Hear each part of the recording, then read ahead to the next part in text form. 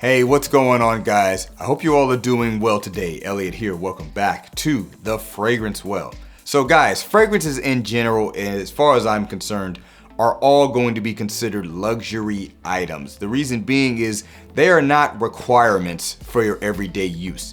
They are something you can simply add on to what you're wearing or what you're presenting yourself as. So, and to me, fragrances in general are luxury items. They're not a must-have. You don't have to have them to get through the day. But with all that being said, I do think you can classify a separation, if you will, between something that smells more common, more basic, versus something that smells more exotic and more luxurious, if you will. So that's today's topic. I've got 10 fragrances here that I think are some of the best luxurious fragrances in my collection. There's plenty of fragrances out there that I think can fall into this category, thousands even. So there might be something in this list that you don't think is luxurious or something you think that I might be missing, but just like fragrances in general, it is all subjective. Don't forget to hit that like button, subscribe to the channel if you like the content, and remember to hit the bell icon so you can be notified when I upload new videos. Let's get into it.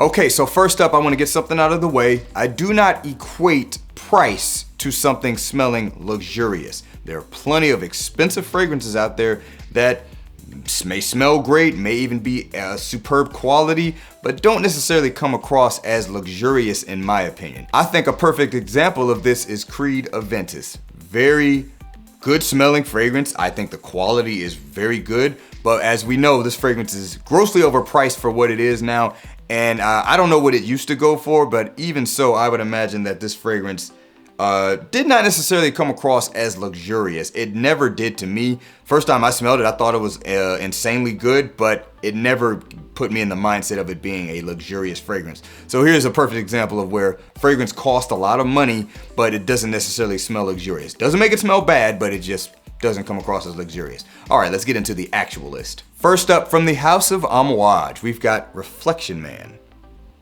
Amouage's Reflection Man.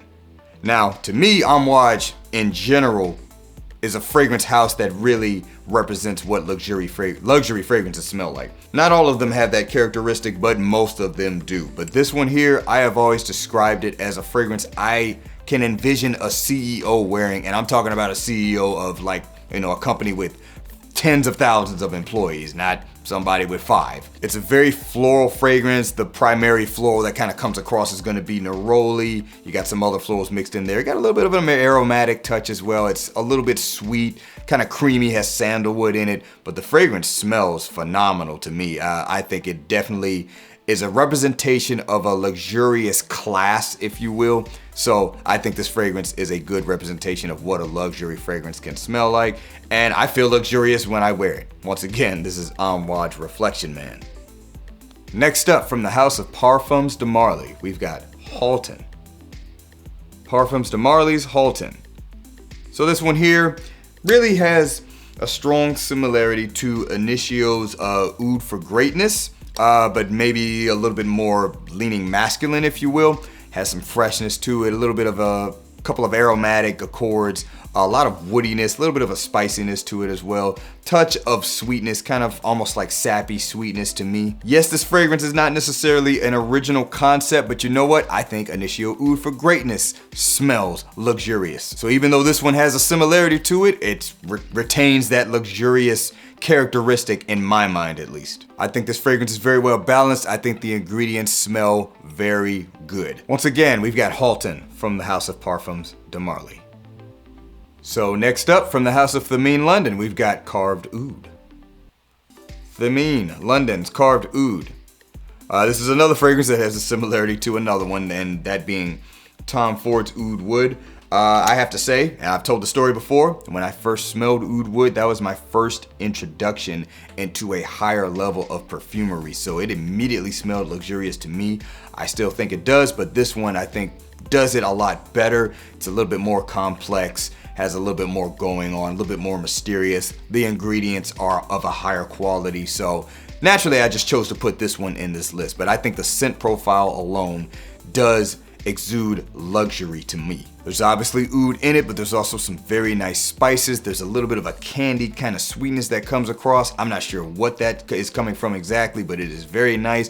There's a very heavy dose of patchouli in here. It is a very nice, earthy, chocolatey patchouli, and it just smells divine. As far as I'm concerned, the oud wood scent profile is always going to be a luxurious scent profile to me. And this one just takes it to another level, so it's even more luxury, if you will. Once again, the Mean London's Carved Oud. Okay, so next up, we've got one from the House of Nashane. This is gonna be Sultan Vetiver. Nashane's Sultan Vetiver. I have described this fragrance as the vetiver fragrance for kings. And I think the name certainly represents that, Sultan Vetiver, Sultan being a king. This is a heavy concoction of basically every style of vetiver you can think of. The fragrance to me has a very strong floral undertone. It is quite green as well. Of course, it is grassy and woody also. There's a little bit of a booziness in the top. There's some absinthe in there. It has a very nice freshness to it. To me, it almost reminds me of like an undisturbed forest when there's tons of flowers blooming in it or something. Very high quality scent, very luxurious smelling to me. Once again, from the House of Nashane, we've got Sultan Vetiver. All right, so I did not forget to include some designer brands in this list. Coming from the House of Dior, we've got Dior Homme Intense. Dior Homme Intense. I know many people would probably say Dior Homme Parfum would be an even better choice for this list, but I don't own it, so I can't talk about it. That being said, this is rich, creamy, dense, iris with a chocolatey undertone to it, a little bit of a spicy edge, a touch of leather. I think they turned the leather a little bit down in this one, and I guess they turned it back up in the Parfum version. Nevertheless, scent smells amazing, super high quality, definitely luxurious, definitely of a certain class, if you will. I know many people kind of consider this to be a scent that kind of shines in formal occasions. I recently wore it at a formal occasion, so I completely agree. When you consider most designer releases, especially the ones coming out right now, this definitely stands apart and I think exuberates a sense of luxury to it. And honestly, that might have been part of the reason why it just didn't sell that well in the States. I know you can still find it easily in the States, but you're obviously not gonna find it at the retail stores. But I think this scent definitely is one that speaks to a luxurious scent profile. Once again,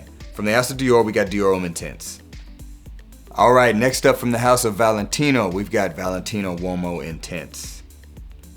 Valentino Uomo Intense. Now, this is very much Valentino's version of a Dior Homme Intense style fragrance, or even just Dior Homme Original, if you will, because Uomo is similar to that.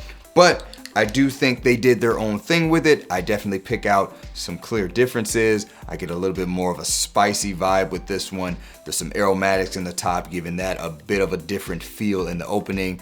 They do include the leather in this, but the leather comes across a little bit differently than it does in Dior Homme Original, at least. It's also not quite as earthy, but what I love about it is it definitely exuberates a luxurious scent profile. It's a much classier fragrance than the stuff they're putting out right now. No shot at them, not saying it doesn't smell good, but this definitely stands apart from those fragrances. And since I do think the Dior Homme Intense scent DNA is a luxurious scent DNA, something that kind of takes that and does their own thing with it and does it well, I think can also remain in that luxury category. So once again, from the House of Valentino, we've got Valentino Uomo Intense.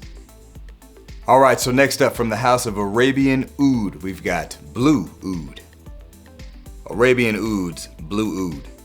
Now, what I will say about this scent DNA is, in general, it's maybe more so exotic than it is luxurious, but the quality is so good, mainly because this is real oud oil and good quality oud oil. That's what I think takes it up to that luxurious category. Smelled some ouds before, and they don't necessarily smell luxury. They may smell exotic, but they're just not necessarily the best quality. But this right here is probably one of the best just oud specific fragrances you can get on the market, because that's pretty much all that's in here. My dad actually wore the pure oil on his skin for a formal event I attended not too long ago, and I picked it up off of him in the air a couple of times throughout the evening, and I gotta say, the stuff just smells not just phenomenal in the air, but it smells luxurious. You just smell like you're on a different level, man. So I think Arabian Oud's Blue Oud is a wonderful, luxurious fragrance. So once again, this is a Blue Oud from Arabian Oud. Okay, so next up, from the house of Ramon Monegal, we've got Next to Me. Ramon Monegal's Next to Me.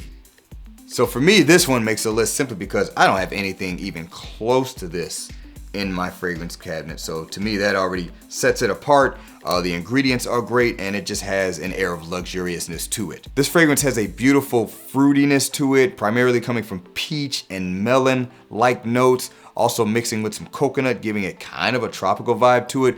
But what I love most about this fragrance is the smokiness it has. It has a very kind of mellow, woody smokiness to it. There's some incense in here, a lot of dry and kind of blonde woods, sandalwood, woods like that. There's a nice floral heart to it, just kind of this smooth, fruity kind of rosiness to it. The fragrance smells next level in my opinion. Definitely gives off a luxurious vibe to it. So once again, from the house of Ramon Monegal, we've got Next to Me. All right, so the next one's coming from the house of Xerjoff. We've got Alexandria 2. Xerjoff Alexandria 2. Xerjoff, another house where I think they have plenty of offerings that many would consider to be luxurious smelling. And this one here is just one of my favorites. Oh man, just has this fruitiness on the top, this effervescence to it. There's beautiful spices like cinnamon mixing in with it. When you get a little bit further into the dry down, the oud that's in the fragrance starts to come out. It smells more green, it smells woody, it smells a little bit resinous, it smells phenomenal in the air. This is just a beautiful scent composition. I love wearing this stuff, and every time I do, I definitely feel like I am wearing something that is luxurious. Let me know if you agree. Once again, this is Xerjoff's Alexandria 2. Alright guys, last but not least, coming from the house of Kajal, we've got Lamar.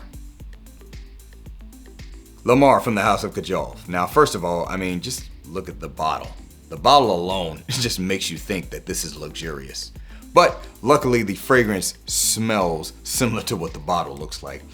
Man, beautiful, fruity, sparkly pineapple and red berries mixing with a lot of rose and other very nice florals and a good touch of sweetness to it. First time I smelled this scent, I thought it smelled luxurious. Pineapple alone in a scent doesn't make me think it has a luxurious vibe to it. I already kind of covered that with Aventus, but the way this one has the red berries, the sparkliness to it, and primarily the florals in here that support it, that's what makes me think this fragrance smells luxurious. I think it smells divine. I thought the same thing. I smelled Madawi Gold. It's a very similar fragrance, just kind of has a little bit of a different characteristic to where this one is a little bit more airy and that one's a lot more syrupy. But I think the fragrance DNA in general does exude luxury. So once again, this is Lamar from the house of Kajal. Alright guys, that is the list. That was 10 fragrances that I consider to be some of the most luxurious fragrances I have in my fragrance wardrobe. Let me know down in the comments some fragrances that you have that you think definitely display a luxurious quality to them. Thanks for watching all the way into the end. Remember to be well and smell well, and I will see you in the next episode of The Fragrance Well. Have a good one.